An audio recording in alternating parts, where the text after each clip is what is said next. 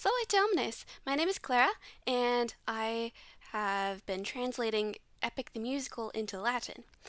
And I wanted to share with you some of the creative choices and things that I made about like word choice or some of the grammar intricacies. Yeah, I'm starting with the horse and the infant. I'm trying to fit the number of syllables to the ones that are in the original song. So, for example, in the first line of The Horse and the Infant, where I said, "Vero fratres bene audite," the word I used the word bene, which means well. So, like, okay, brothers, like, listen well. Like, I used bene instead of like a more like precise word, I guess, for closely. It's just a creative choice. So I have a couple of notes here. So the first thing that I want to say is when I say hoc nocte Troiani luent, the hoc nocte, that's an ablative of time when, on this night, basically. And it's interesting because Latin doesn't actually have a use like the word tonight, like they have a word for today, which is hodie. Um, and hodie definitely does sound like just hoc die, but I didn't find one for hoc nocte, so I just decided let's just make a parallel of that. It's the same concept, just it's not like an original like word there, I guess. Um, so then the next thing, decamanos belli nakabant. So right here, the nakabant is the imperfect tense, and that's kind of like it's like they were killing us. So not well, I guess I don't have the nos in there, but for us. But I have Nekabant, and that is kind of like a were killing. So like that's kind of like a repetitive action type thing. Um, so then we have Dekem Anos. That's a accusative of duration of time. So that's for 10 years. And then belly is a genitive. I actually don't have a word for the type of genitive it is, so that might mean that I'm wrong about how it's used here there, but it's kind of like partitive, but not quite. It might be like quality or like material. Look it up real quick. Okay, yeah. So it probably is a genitive of material, but if you have any more insights on how the genitive could be used in ways similar or different to that, then feel free to tell me in the comments. So it says Manel will be the ones who slay, and I used the word kaidant, and I actually really like that word for slay because it means it can be like cut or slaughter, and I just think that that is specifically I don't know, I just very much like it. So then the next thing, uxorum prodium mementote. That one is so mementote is a word that means remember. So if you remember, like memento mori is the same word there, and then the te makes it plural. So I use the genitive with the verbs of remembering or forgetting. So that's why uxorum and prolium are in the genitive case. And mementote is actually a really fun word because it's memini. That's a regular form, but that particular verb usually uses a future imperative as its present imperative, basically. So you don't say just remember. You say you will remember, basically. I mean, it's kind of weird because English doesn't really have a future imperative in that sort of sense. Like you shall, kind of maybe is a thing. But this is just a funny word because it will use that particular form in that way. And I actually have another use of another word that also does the um, future imperative as the present one later in the song. So then also between uxorum and prolium, I did not actually use a conjunction. Now that is because of the syllables, but because I want to make it singable. But I really think that I kind of adds to it because not using conjunctions when they are usually supposed to be there for grammar is actually called a syndeton. It's like a poetry thing. basically it's like, hey, remember your wives, your children, like adding on to it type of thing, and it kind of has that effect. So I kind of like that. Then after that we have AI seneskunt was tamen hik. And so I was trying to do like a parallel with AI and then was. So I think that was pretty cool. And then ut redeatis, that part is a purpose clause. So it's in order that you might return. All right, so then we have like the big battle thing where it's like Diomedes. So and I kind of changed up a couple of things of like what they're like actually doing, just because of the Latin and how it works. So I said augmen ducet means will lead, like the army type thing, like hostes cinget means will surround the enemy. Then we have ut capiamus urbem totam portas aperiet. So the ut capiamus urbem totam is so that we might capture the entire city. And then portas aperiet means he will open the gates.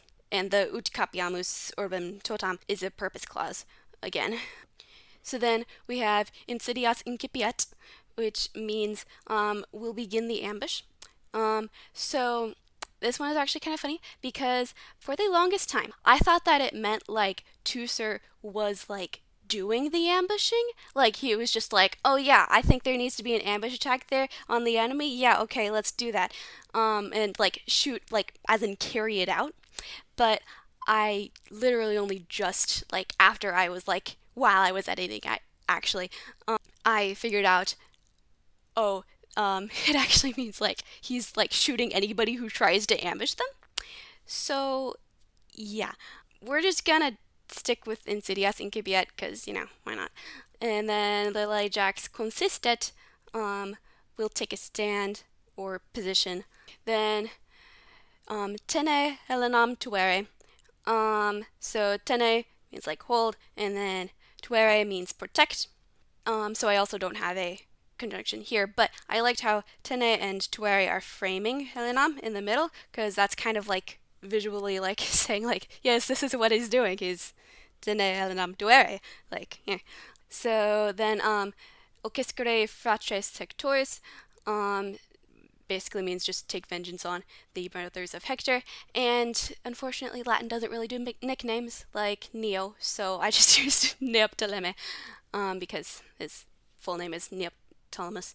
Then for the next couple of lines, the imperative comes first, which is kind of like trying to emphasize like his leadership here. So reperite vires means like find your strength again, and ferte animos means bear your spirits. Then we have the little what do you live for, what do you try for thing. So I had qui vos and pro quo.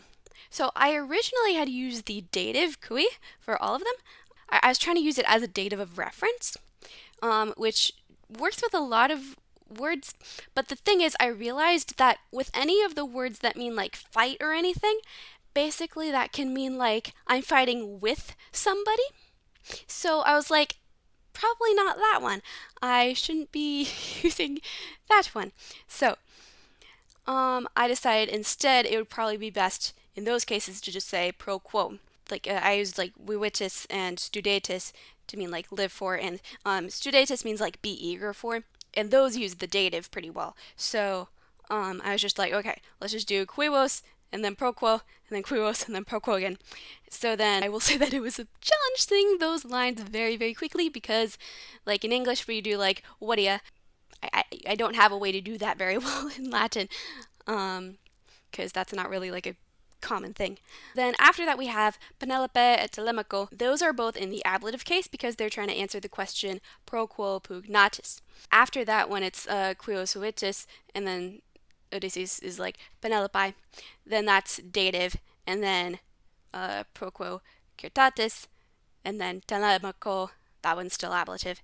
Then we have oraculum rebum futurum. So oraculum is a scrunched up form of oraculum. It's basically just trying to condense it into a couple of syllables, but it is actually a thing that happens. And then actually, futurum is actually a scrunched up form of futerarum. It happens more often with like aurum, I think, but in Latin you can kind of like scrunch up like the aurum or the aurum, I believe, into kind of like just the part. Yeah, I just decided, you know what, I'm just going to squish that and just say futurum instead of futerarum. Then the oraculum is actually nominative because it's answering quis erat. Who was that? Then we have non fugiendum, and that is a gerundive. Like the non fugiendum means not to be fled from, the future passive participle. Then let's see, we have non puto te promptum. Then that actually is the te promptum. That's an indirect statement with the puto because puto means I think, and then we need an indirect statement, which in English is like that. So I do not think that you are ready. So in Latin, you just use the accusative as the subject and the infinitive as your verb within that indirect statement. So here, the infinitive verb is supposed to be esse, but I omitted that because it's just a form of the verb to be. So it's not quite as important. So yeah, and people do that all the time. I'm just trying to show you what that actually looks like there. So then commissum finis filii.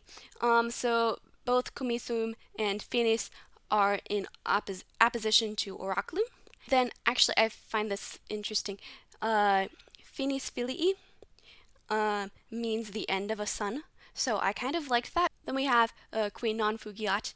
That is a relative clause of characteristic.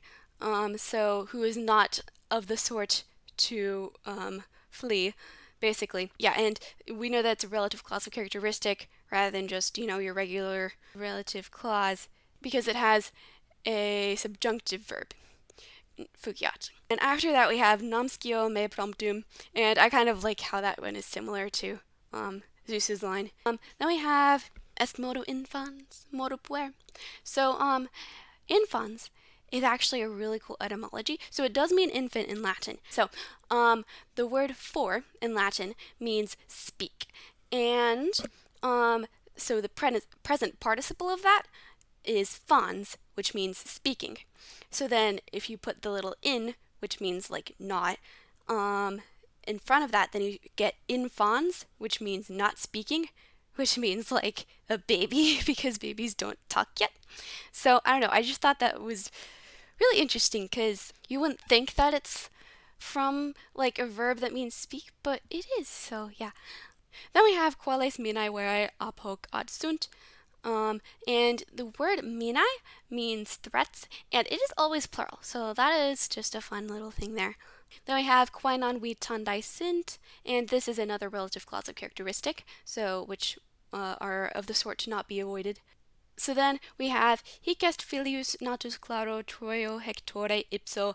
So this is the Claudo Troio Hectore ipso is an ablative of source with the word natus.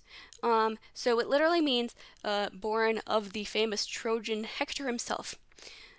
And now we have scito hunc puerum crescere in ultorem, and this is scito is the other word that has a future imperative acting as the present one, is just because the word likes it that way. The word crescere is in the present tense, and I actually hadn't intended this when I was writing it. I only realized that later, but I actually kind of like it because it's like this boy is growing into an Avenger, and you got to stop him right now. So yeah, as opposed to is about to grow. Next we have quitum ira dum est factus aevo, and so quitum agrees with puerum. It's still in the accusative case, and I like kind of how it's parallel because it's like quitum ira fractus aevo. They're just the same sort of thing because it's like an ablative there. Then we have the nunc non peribit tunc tibi nemo erit, and so with that one, that's actually a dative of possession. So it literally means then there will be no one for you. So then we have Vale dicendum est Penelope, and this is a passive periphrastic, so it's basically a farewell is to be bid to Penelope. So the word Vale dico means bid farewell, basically, say goodbye. And it's a pretty obscure word. I think a lot of the time it actually functions as two separate words, wale and dico, like with the wale in quotation marks, like wale dico. So then, quodsi ego educem. So quodsi means but if. So it means like but if I should raise him. And so the word ego there, because it's already included in the verb, that means that it's kind of like giving like some extra emphasis to like, but if I were to raise him, sort of thing. So, and that's kind of how I was trying to get across the as my own thing. And in this little segment with Odysseus and Zeus trying to talk to each other like that, Odysseus always starts with a future less vivid conditional, which is if I should do this, this would happen. Odysseus is using a present subjunctive verb, which is how you do the future less vivid. But Zeus uses a future indicative verb. And so that actually means that he is saying it as it's a future more vivid. So instead of Odysseus being like, if I should raise him as my own, and Zeus being like, he would burn your house and home, it's like Odysseus is saying, but if I should raise him, and Zeus is saying, he will burn your house and home. And so I just think that that's really interesting, especially kind of with the like terminology that's used, like, you know, future less vivid. Odysseus doesn't actually know much of the future, and then future more vivid. Zeus knows the future, so it's kind of like a, yeah, okay, this is happening, even though Odysseus is going off of the potentials and stuff. Then we have condoleam tibi. Tibi is a dative of reference. Then we have nos te supplicem facimus tibi, which means we are making you like a suppliant or like humble. And then tibi is for you. And these tibis at the end are datives of reference. I don't actually understand why they were in the English. It was like, down on my knees for you. I'm not actually sure if it's talking like to Zeus or to the baby. And then Zeus makes kind of even less sense because it's like, we're bringing you down on your knees for you. It's just kind of a little bit weird to me in particular because, I don't know, maybe it makes sense, but I just kind of went with, you know what, if it feels kind of odd in English, it's okay. If it feels kind of like we're just slapping on a random dative of reference. Then we have the word noumena. I actually made that one plural. So noumen is kind of like a divine will or like divinity, or just like, you know, a divine nod, God, guidance. It can be translated a lot of different ways, kind of like related to like the divine thing. But the plural of that is noumena, and I just decided, for the sake of the syllables, I liked noumena better. And also, poets can just kind of do that sometimes. I've seen many a thing in poetry where poets will just make whatever word plural, just because it would fit better with the meter that they have. Of course, poets use like dactylic hexameter or like other types of meters, as opposed to what I'm doing, which is just kind of like, you know, the song. But they still have to worry about the meter, even if it's a different type of meter. Then we have oro queso. So it's actually kind of funny because oro means kind of like I beg, and queso also kind of means I beg. But the thing is, queso more colloquial, just means like please. So it's kind of like I'm begging please, but I just kind of find it funny that oro and queso mean kind of the same thing. So then, queso ne coegeris me hoc fieri. So this means please don't force this to be done by me. So there are actually a lot of ways in Latin to form a negative command. So you can do it with like noli, or there are a lot of different ways to do it, but this particular way is with ne and a perfect subjunctive verb. So then we have ometes.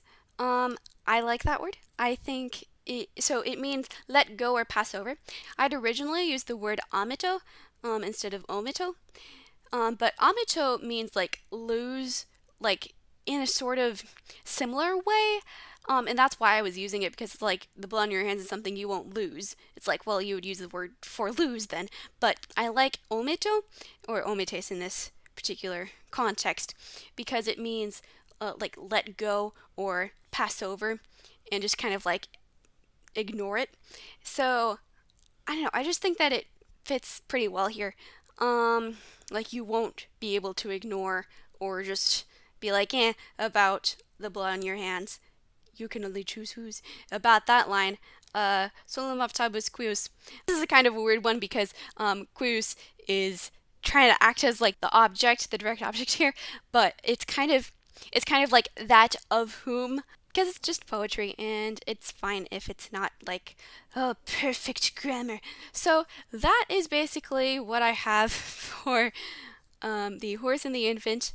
Those are all my notes here. Um, yeah.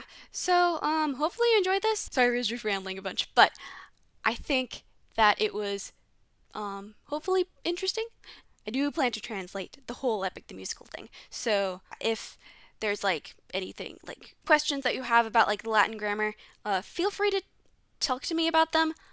Hope to see you again soon. Bye.